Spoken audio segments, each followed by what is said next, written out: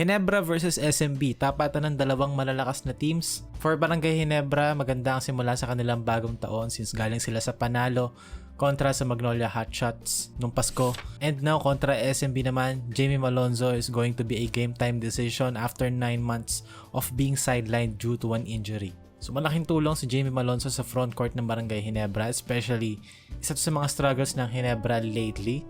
And over the first 6 games ng Barangay Ginebra, ang standing nila ay 4-2 sila, 4 wins, 2 losses. And ang napansin ko, consistent ang Ginebra defensively. They've only allowed their opponents to only 92 points per game. That's 9 points below the league average in terms of scoring, which is 102 points per game. Pero ang problemang napansin ko for Ginebra is their offense. Medyo inconsistent sila offensively. Pero that is to be expected for a team na, alam mo yon, every other game nag-iiba yung roster, nag-iiba yung rotation.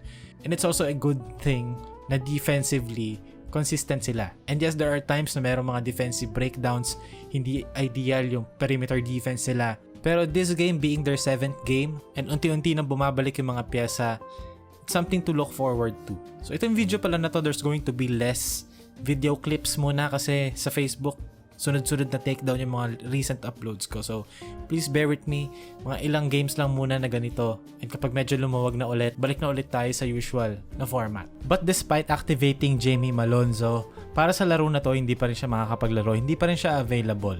And speaking of this game, sa simula it was really Ginebra's defense that stood out no first half. They held SMB to only 31 points on 30% shooting. And main factor doon ay kung paano nila bantayan si Junmar. They always make it hard para dun sa mga gwardiya or sa mga mag-entry pass na dalhin yung bola kay Junmar sa poste. Junmar Fajardo no first half, he only scored 3 points, 1 out of 3 shooting. So kumbaga, the fact na 3 lang attempts si Junmar Fajardo, that means they've done a great job denying the ball papunta kay Junmar Fajardo sa poste. Basically, ginagawa nilang biggest weakness ni Junmar Fajardo ay yung mga teammates niya. Makikita natin sa play na to, okay? There's going to be an entry pass, okay? Dapat papunta kay Junmar Fajardo dito sa poste. Ini-swing ng SMB yung bola, papunta kay Marshall Lassiter, a shooter para mag-commit dito si Troy Rosario. Okay, and then, hopefully, entry pass to papunta kay Junmar. Pero tingnan natin si Japet Aguilar. Okay, Japet tried to deny. Okay, dinikitan niya ngayon si Junmar, tinanggalan niya ng passing lane, and then si Stephen Holt nandito sa likod as backup.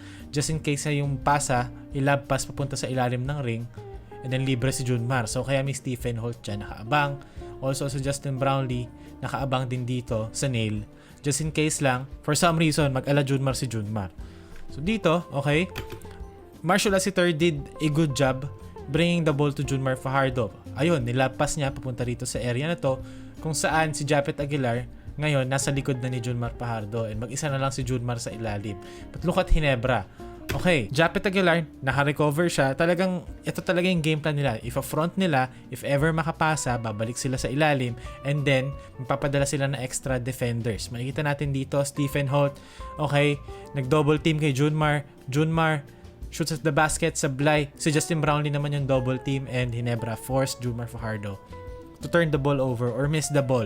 And isa pa napansin ko sa depensa ng Ginebra, kapag yung bola nasa side ni Junmar, kagaya nito, okay, dun sila nagpa-front.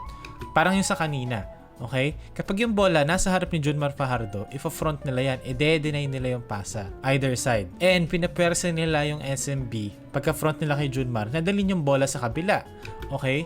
So ngayon, dalawa yung naka 60k Junmar Fajardo dito. Ang option mo as SMB, dalhin yung bola sa kabila. Kasi of course, meron ka advantage. Kasi may double team kay Junmar or kahit hilaw na double team.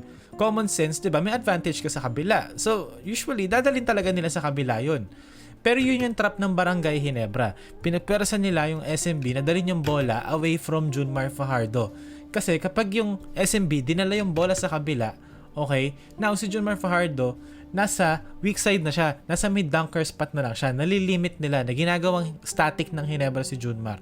Nililimit nila si Junmar and yung skillset ni Junmar as a post player, and ginagawa nilang parang nakaabang sa dunker spot si Junmar Fajardo, nag-aabang ng drop pass sa mga gwardiya nila na hindi rin naman, alam mo yon, sino ba mga gwardiya nila? Jericho Cruz, CJ Perez, Marshall Lassiter, puro mga hindi yan playmaker, puro mga ring lang nakatingin yan. So, yun yung game plan ng Ginebra. Na-recognize nila na yung gwardiya ng SMP kung sino-sino. Even Wami Chongson, yes, he is a good playmaker, pero scorer first pa rin yun. So, doon nila na-utilize. Pinapersa nila yung mga guardian ng SMB na magpaka-point guard.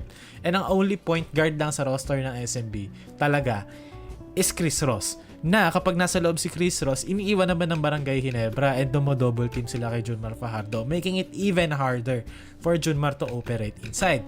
Again, dito makikita natin, okay, si Jericho Cruz, gusto niya ng pwersahin, ibigay na natin kay Junmar. Nasa kabila si Junmar, pinapalipat ni Jericho Cruz sa side niya. So, ano gagawin ni Japet Aguilar? If pinront ni Japet Aguilar. So, nireverse ulit nila. Okay, nasa weak side si Junmar, lalabanan ulit ni Japet Aguilar yung pag-seal ni Junmar Fajardo sa posisyon, ipa-front ulit ni Japet Aguilar, balik sila kay Jericho Cruz, and now, ayan na. Nag-improvise na San Miguel, leading to a turnover. Good defense from Ginebra.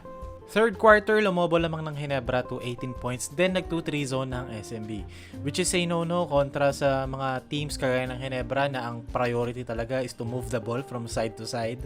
And for, 24 seconds, kagaya ng Barangay Ginebra. So, Matic, kagaya ng ginagawa ng mga team si Team Con, even sa Gilas Pilipinas, nilalagay niya si Scottie Thompson sa gitna. His best playmaker sa team. Kasi when you put Scottie Thompson or a playmaker in general sa gitna ng zone, okay, makikita ngayon niya lahat ng reactions, lahat ng movements, lahat ng gagawin ng defense. Whether magko-collapse ba rito, okay, magsisync ba rito yung nasa kabilang corner para malibre si Brownlee, aangat ba si Junmar para malibre yung dunker spot, etc. etc. So, panoorin natin anong ginawa ni Scottie Thompson. Okay? Nag-face up siya kasi wala siyang kick out kay Stephen Holt dito sa corner or sa wing. So, na-drew ni Scottie Thompson si Junmar Fajardo out. Now, pagka-drive ni Scottie, si Marcio, okay, he forgot to tag or to, dikitan si Troy Rosario sa dunker spot. So, mag-isa si Troy Rosario sa ilalim, 2 points. Para yung di ba sa high school basketball, ganyan usually yung atake ng mga teams kapag naka 2-3 zone. 1-3-1, okay. 1-3-1 spacing sa opensa, lalagay yung bola sa gitna, drive papunta sa may paint, and then bounce pass, drop pass papunta sa dunker spot. Like, sobrang classic nun. Like, very AAU, very varsity high school, very paliga. So, hindi pa rin natuto SMB. Pinagpatuloy pa rin nila yung 2-3 zone nila. This time, okay, pinasok ulit kay Scottie Thompson. Okay, ngayon, nag-commit yung tao sa corner. Libre ngayon si Justin Brownlee sa corner. Now, pagkasalo ni Brownlee, tingnan nyo si Troy Rosario ulit. Nag-lurk dito from side to side. Diba yan yung mga tinuturo ng coach na idikit yung puwet sa baseline. And then kapag kung nasan yung bola, magpapakita ka. So, yun yung ginawa ni Troy Rosario. Again, very high school. Very varsity. And that's very effective. Kasi, to be honest, diba, 2-3 zone against Barangay Ginebra, medyo insulting siya. Parang, ganun bang hindi kagaling ang Ginebra para ito 3 zone? Parang minamaliit yung intelligence ng kalaban. Pero sa fourth quarter, medyo nagkaroon ng run ang San Miguel. Kasi they went back to their man-to-man defense and Wami Chongson started to make shots. Pero it was really Troy Rosario's game. Troy Rosario, through 3 quarters, he had 16 points and 10 rebounds. And pagbalik niya ng fourth quarter, around 9 minutes, nakashoot kagad siya ng 3-pointer to put the lead back to 13 points. So, it was really Troy Rosario. And Scottie Thompson. Sa game na to, Scottie Thompson tallied a double-double, pero rebounds at assists. Sa game na to, Scottie Thompson tallied 8 points, 12 rebounds, 11 assists in 36 minutes. Tapos si Troy Rosario naman, 22 points, 10 rebounds, and 4 3-pointers para sa Barangay Ginebra. So, nanalo ang Ginebra kontra sa San Miguel, 93-81. Ginebra held San Miguel to only 81 points and 36% field goal shooting. And it was a nice defensive-oriented win para sa Barangay Ginebra na unti-unti nang nagkakaroon ng momentum. Idagdag mo pa na unti-unti na rin sila nagiging healthy. So, sana magpatuloy pa.